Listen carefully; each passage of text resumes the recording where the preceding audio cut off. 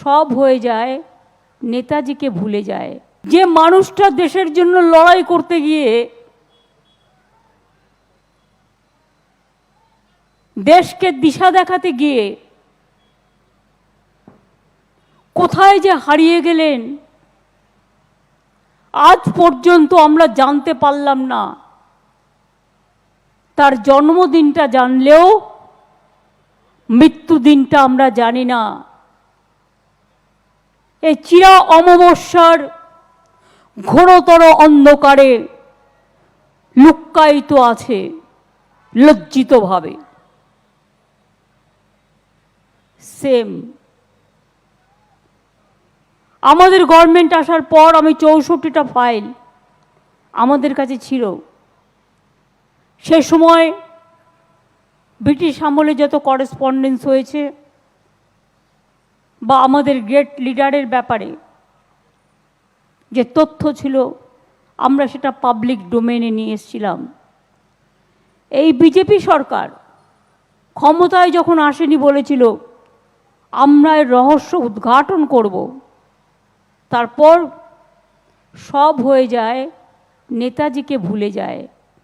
নেতাজি একটা পোর্ট আর ডকের নাম ছিল, সেটাকেও চেঞ্জ করে দেওয়া হয়েছে। প্ল্যানিং কমিশন তুলে দেওয়া হয়েছে।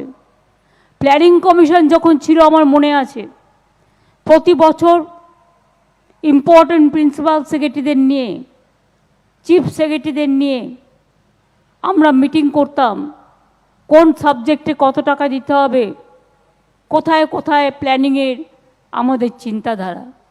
আর আজ প্ল্যানিং কমিশন নেই, কোনো প্ল্যান নেই দেশের জন্য।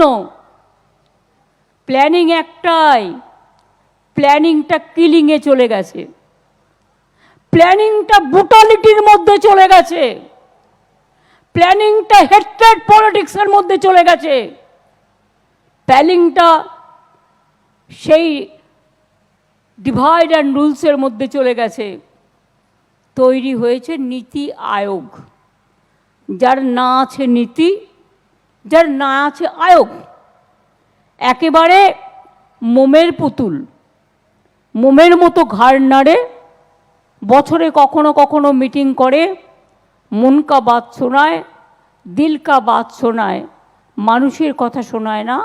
কোনো ক্ষমতা নেই, ক্ষমতাহীন একটা মোমের পুতুলের মতো বসে আছে। সব হয়ে যায়, নেতাজিকে ভুলে যায়।